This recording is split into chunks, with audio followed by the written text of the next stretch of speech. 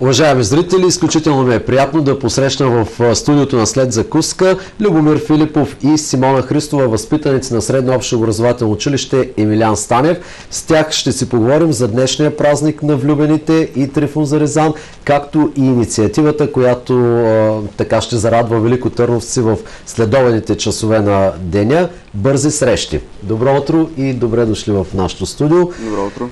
Да кажем на зрителите, че ще се виждаме често с вас, тъй като имате много инициативи, много неща, които искате да запознаете нашата аудитория, но този път подбрахме да си поговорим за днешния празник Свети Валентин и не само той, и Трифон Зарезан, типично българския празник и в нашите обичаи.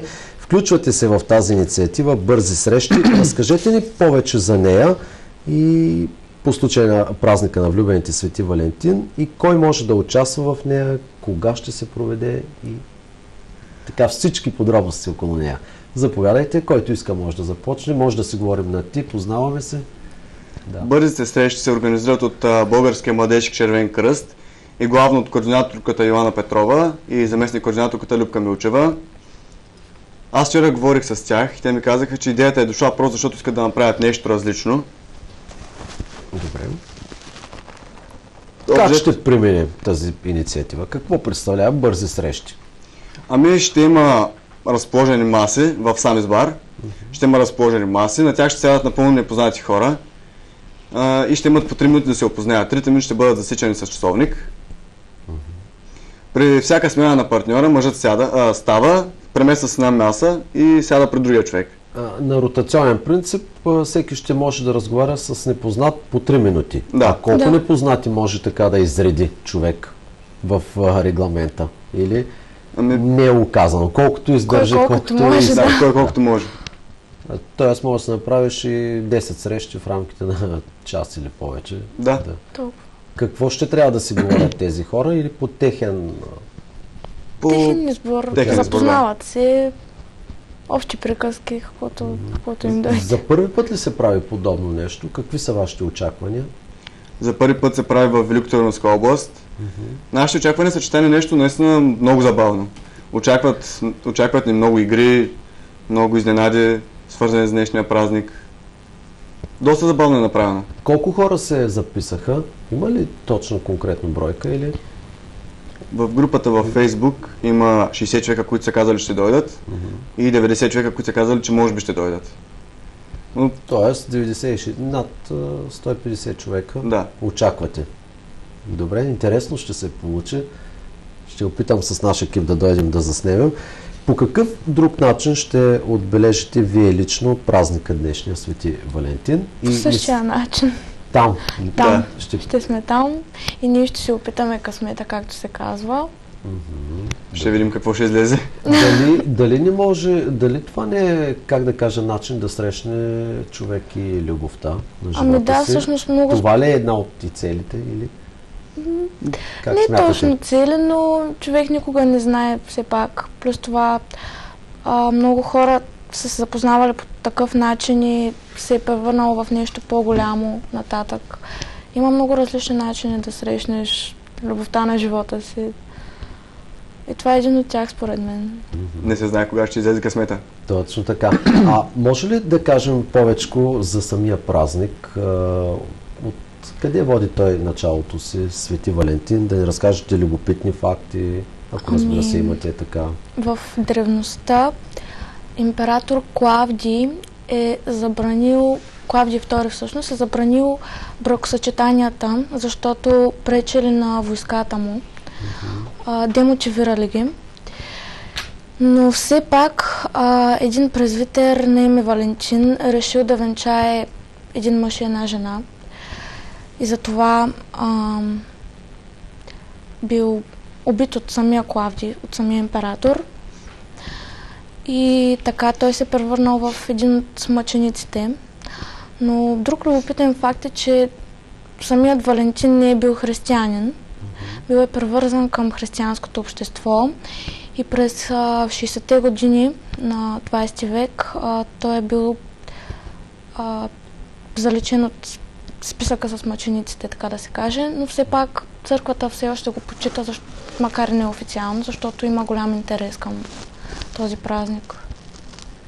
А кога той се появява по нашите земи? Знаете ли? Или? Интересували ли сте се? Не можем да кажем. Защото поне моите наблюдения са така, че в последните години изключително много се отбелязва, празнува, разменят се подаръци, валентинки, картички, какво ли не. Какво е вашето впечатление? Като млади хора, които... В последните 3-4 години вече нарасна този празник в България. Доста хора вече като чуят 14 февруари, половинката си, дека я зарадваме, да я подарим цветя, да я подарим подарък, бомбони, вино. Да, което пък да обвържем си за другия празник. Да.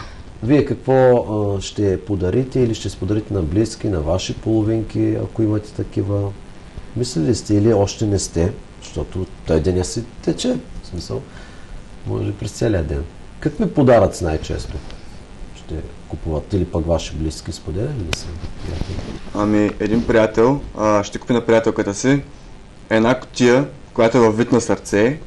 Когато се отвори, вътре има 365 списъчета. Свитъчета съвсем мънички. И на всяко свитъче има пожелания за деня. И как... За всеки ден? Да, за всеки ден. И всеки ден си го отваряш и си го прочиташ и така да се усмихваш. Миналата година пък видях едно момче да подарява 100 сламки, в които има листчета, на които са написани причини защо той я обича и харесва и така нататък. Беше наистина страхотно. Също интересно. Много се колкото броя е повече, по-добре, така да се каже. До сега бяхме в училище и видях как едно момче чака цял час пред училище с един огромен букет рози.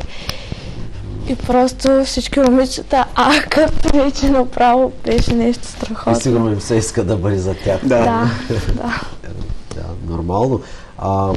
Все пак, как да кажа, нека да призовем младите хора да бъдат и внимателни, все пак и с алкохола, и с празника, да се предпазват от болести, които се предават по полов път. Това не сме го обсъждали с вас в предварителен разговор, но все пак да дадем някои насоки и съвети, още повече, че с Българския младежки червен кръст работите и така.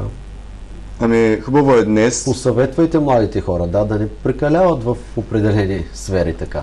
Хубаво е днес, празник е, има вино, има алкохол, всички пият, но наистина е хубаво да внимавате да използват презервативи и предпазни средства, за да може да не се стига до болести, които не са толкова желани и от двете страни. Да, изобщо не са желани, да. Ти какво ще посъветваш твои приятелки?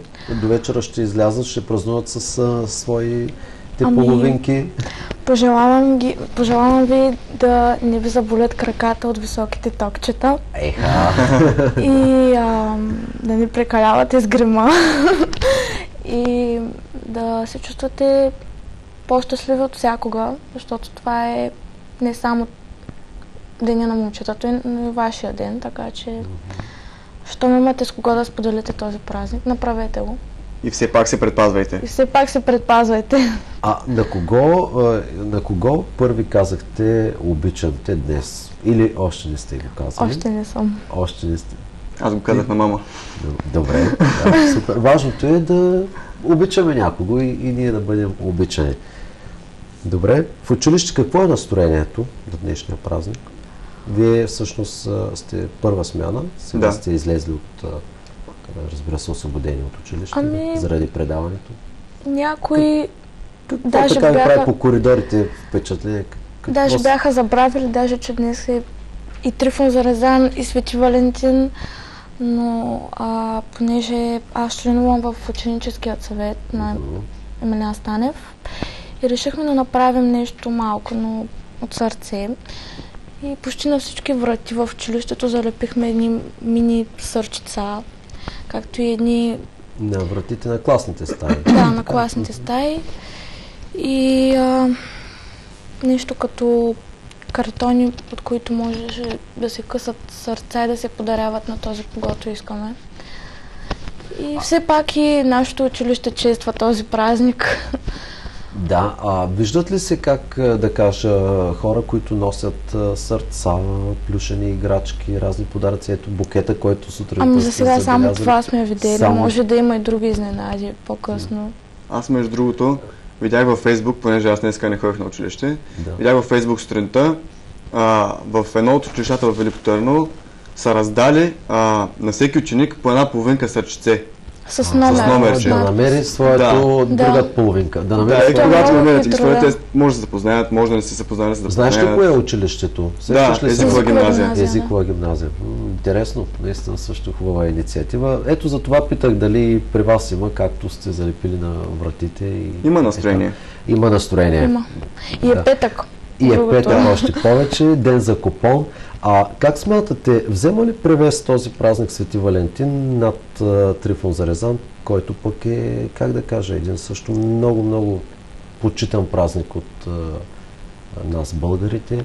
Прави ли ви това впечатление? Или може би сред младите хора повече? Сред младите повече, според мен, повече се обръща внимание на Свети Валентин. Може би и самата кампания световна за този празник, медиите и така нататък. А пък, нали, Трифон Зарезан си е български празник и масово се обръща внимание на Деня на влюбените, което по принцип няма нищо лошо.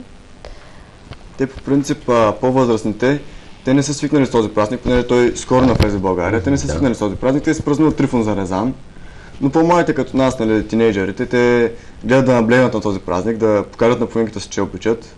Макар че според мен това, че е 14 февруари, не трябва да показва, че точно днес трябва да си покажеш любовта. Трябва да ги покажеш през всички други дни.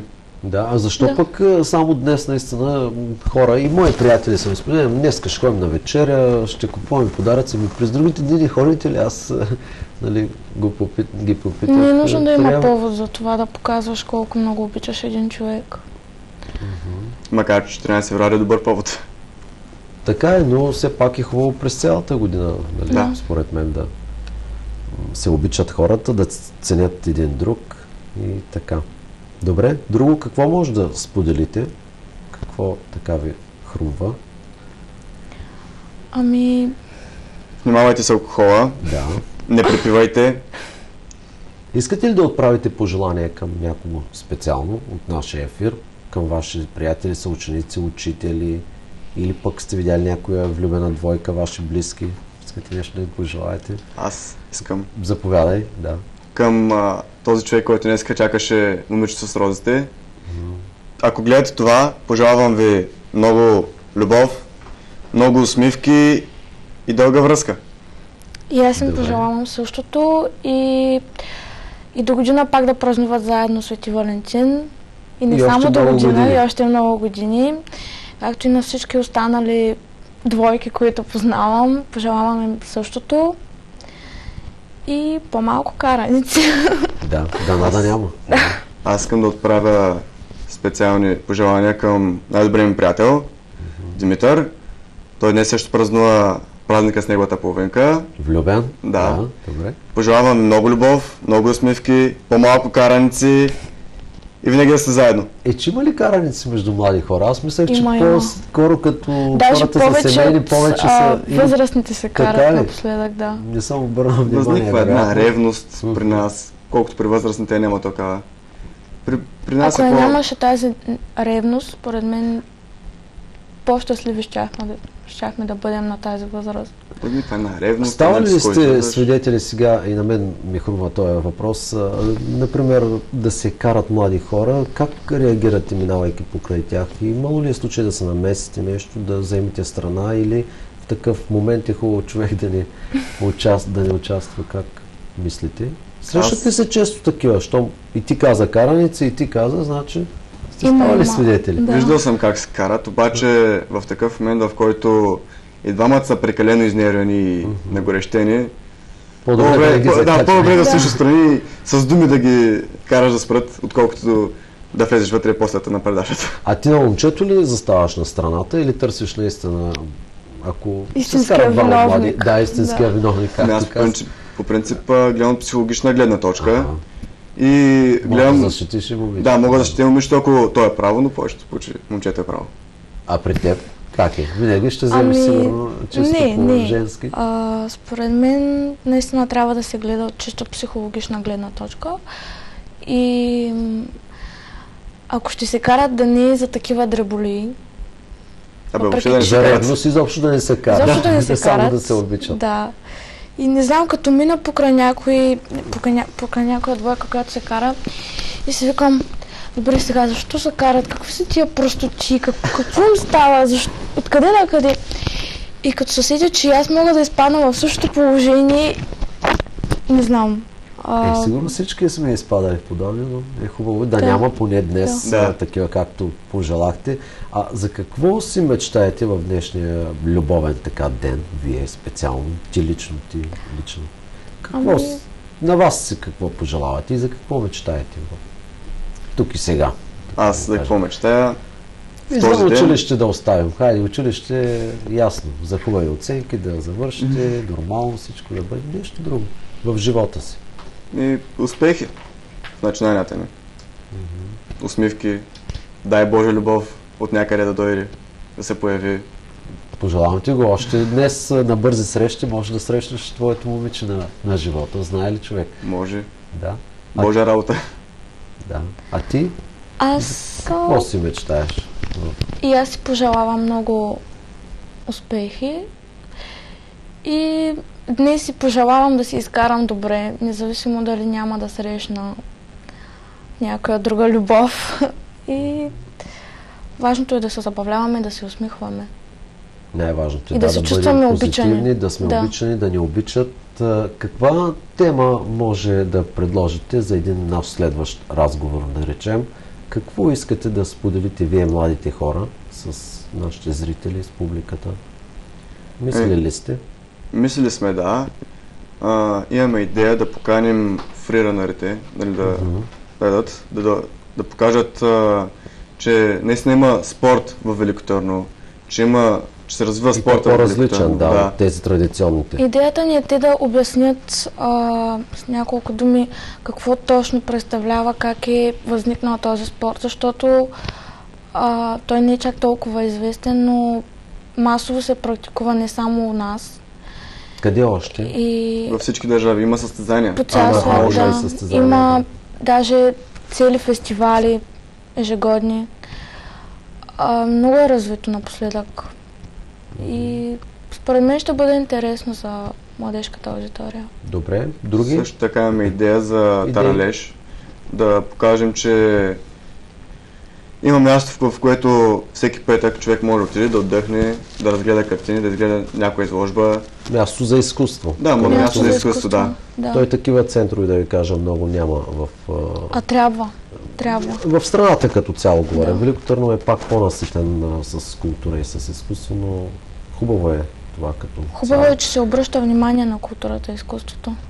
Да, а до тук казахте хубави идеи. Нещо, как да кажа, проблемни неща искате ли да представите пред зрителите, пред публиката, пак да се повторя? Съществуват ли проблеми сред младите хора, за които можем да обсъждаме, да решаваме заедно? Един от главните проблеми на днешната младеж са наркотиците. Много от тях използват тревата не е точно наркотик, не е толкова след наркотик, но много от децата на нашата възраст използват марихуана, което по принцип не е чак толкова хубаво. Да, може да поговорим в един следващ разговор за това и какви рискове крие за здравето и изобщо наркотичните вещества, които знаем какъв процент голям от младите хора са пробвали или вече са се отдали. Макар, че алкохола, това го научих скоро, алкохола е много по-опасен наркотик от марихуаната и абстиненцията от алкохола е 2 пъти по-силна от абстиненцията при хероина. Да, зависимостта е страшна. Там аз съм разговарял с психолози и психиатри по тази тема. Така е. Други проблеми? Взаимоотношенията искате ли някога да разгледаме? Взаимоотношенията на младите хора, конфликтите, които съществуват сред една младежка общност? Това, че се карат постоянно всякакви хора за всичко и не отделят толкова време за радост, знам ли, за усмивки, за забавление. Просто да умеем да се изслушваме. Трагичното в цялата картина е, че повечето от връстниците ни вече са толкова затворени, толкова погълнати от компютри, телефони, всичко. Нямат очи да погледнат нагоре около себе си. Доколко интернет пространството ни отчуждава и не само младите хора, и по-големите, и като мен, какви са вашите наблюдения? По колко време отделяте, да речем, вие за интернет?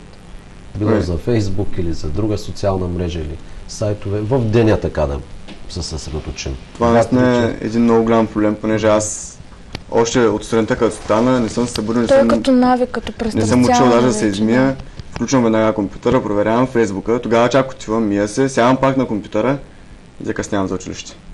Ето го един проблем, който съществува.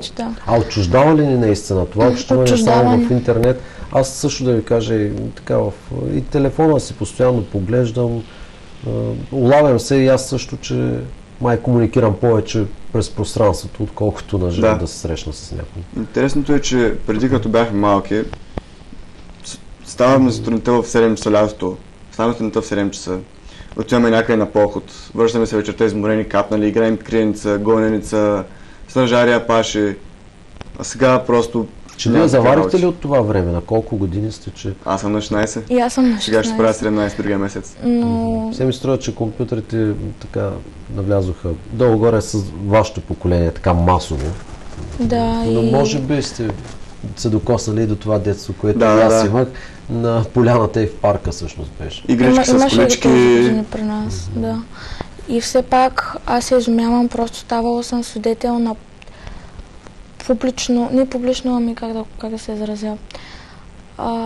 Едно момче написа нещо като статус във Фейсбук за едно момиче.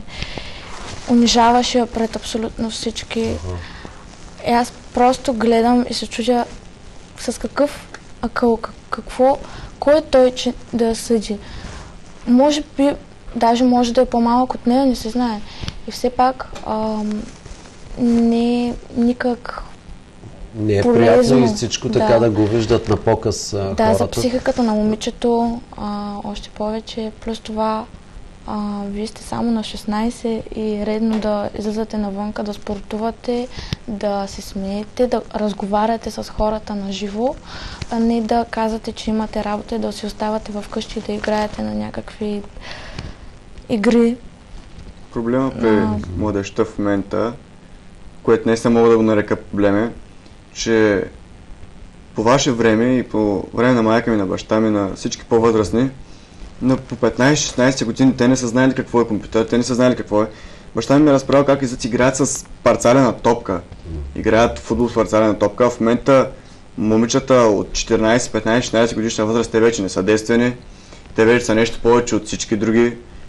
Има такива, но има и някои свестни, но това е един от проблемите, че всички повечето момичета ни приличат на 16 годишни, на 15 годишни. Защо толкова бързат младите хора да пораснат? Аз се чудя на това, особено момичета, които... то нямаме време за детство ли? Става нещо като световен или, глобално е. Разбира се, казвам, че тук в България цяло е. Има други... Просто има вече други виждания за женската красота. Друга е ценностната система. Друга е ценностната система. Но много рядко излизат момичета без грим. Аз много се радвам, ако видя момиче без грим, защото да излезеш ти не са наклепал с 7 кг фондитен, 3 кг спирала и очите ти от спиралата да правите така надолу. И косата ти да е като кошница, буквално. Добре, какво повлиява пък наистина така да иска да изглежда един млад човек, едно момиче? Мисля си, че ги харесват повече. Ма грешат. Да, според мен. Да не би идолите им също да са такива и за това. И това го има всъщност, да. Може да. Известните личности могат да направят чудеса с... Младите хора копират много и ако примерът е лош, той също се проектира определено върху личността на по-млади хора и по-малки с по-незряла психика. Това е и проблема с наркотиците по принцип. Много от певците в момента рапърите, понеже една от най-силните стилове музика е рапа в момента в България. И доста от рапърите пеят за наркотици, за трепа, за жени, за секс, за коли. Да, за абсолютно всичко Че говорят. поп-фолка не пеят ли също или? Май не. Аз не слушам поп-фолк. Да. Нито пък аз, но съм забелязала, че масово. Но ето поп-фолка е жив пример защо момичета се гримират. Значи фолк певиците са с силикон, с силиконови устни, които им ги правят напред, ходят 5 метра пред тях устните им. Да. Говоря така. И искат силикон. младите да приличат на тях. Да, с някакви тела и така, като пръчки, с топирани коси и толкова, ето не е красиво. Дай сега, Анелия, що ме те, и аз да съм те.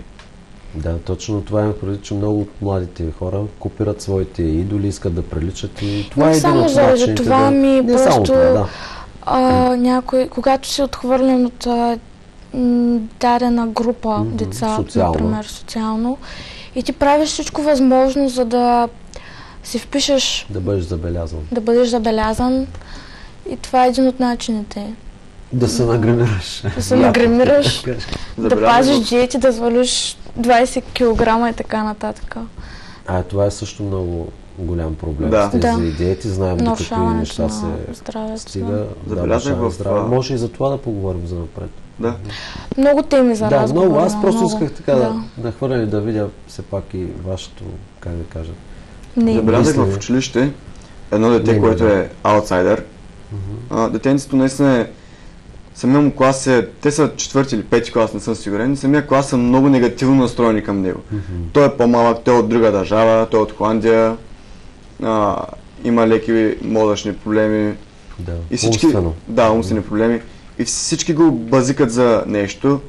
И той явно иска да се качи в техните очи, да стане като тях. И съм забелязал, онзи ден бях пред салоните в училище, той ме блъсна, момченцето, скара ми се, че ме е блъснал. После дойде и ми се извини. Това е типичен пример за това, че той иска да се докаже пред тях, Точно, обаче го е да. страх да се докаже и го е страх от човека. В смисъл, аз съм видимо по-висок от него, видимо по-голям от него. Той идва И по-силен. да, и че по-силен, пак- той идва, блъскаме нещо, кара ми се и после идва да ми се извини, обаче без да го видят неговите съученици. Има ли много агресия в училище? Не само Има. в вашето, и сред съученици и приятели ваши. И Има. масово е сред малките И от деца. какво според вас пети- се поражда тя? Родители. Сред по-малките По-малките, повече. 4, 5, 6 клас. По-скоро Бият родителите, се, лоши компании. Обиждат се, Лоши компании, ти да си в 4-ти клас и да се събираш с 11-класници, не ти помага много. Другото, което е, ако има масови караници в тях с родителите, ако двамата родители се карат, не дай си Боже да показва насилие бащата над майката, тогава това показва много лошо влияние върху детето. ще Да. се пренесе и върху детето. Повече такива хора и отгледани от такива родители, видели бой, видели кървища, Насилие. да, стават убийци. Обзето. От друга страна пък Агресори. повечето родители Наркомани. оставят децата си без надзор, не ги познават, едва ли не изобщо с какво се занимават, къде ходят, с кого се виждат и така нататък. Не ги бърка какви оценки имат децата им. Отива казваме на двойката и казвам нищо оправиш. Изобщо не са наясно с училищната система, как Има ли процедира. такива родители? Да. много? Има всякакви Прекалено родители. много гледат децата, понеже аз съм забелязал, нормално е за един ден да излезеш с 2-3 лева. Аз съм забелязал, че има хора, които излизат с по 30-40 лева ходи на училище. Дневни пари. Да, дневни Да. пари си кажат значи- 40 лева, защото няма къде ги сложат. Възможности някои родители Те имат дават на възможност, децата си такава възможност и на тях, което не знам докъде Според мен въобще не е правилно хубаво. или не. Да. Защото ти си малък, свикваш с Да. тези 30-40 лева на ден, изведнъж бам, ставаш на 18, бам, търсиш работа, търсиш университет, почваш да работиш ти. Ако вашите нямат бизнес, ти почваш да работиш, да свършиш работа. И тогава изведнъж пропадаш, се чуеш, Не можеш да как си ще издържа сега с самостоятелен. 30 лева? Оле, как ще издържа? Имам 10 лева за деня. Как ще издържа с 10 лева за деня? Да, и стига се до противоречие. И Да. така. Да. Интересно, много, наистина много неща има, които да се обсъдят и да поговорим за тях. Но да не си разваляме настроението. Да. Има и добро и лошо винаги в нашия живот. Пожелавам ви един много хубав празник, успешна инициатива, бързи срещи, да срещнете от тук насетне най-голямата си любов, ако не сте срещнали, Дано. и отново пак да ни гостувате. Благодаря за този разговор, беше благодаря. много приятно. И аз благодаря. Уважаеми зрители, ще продължим след една песен с хороскопа и прегледа на печата.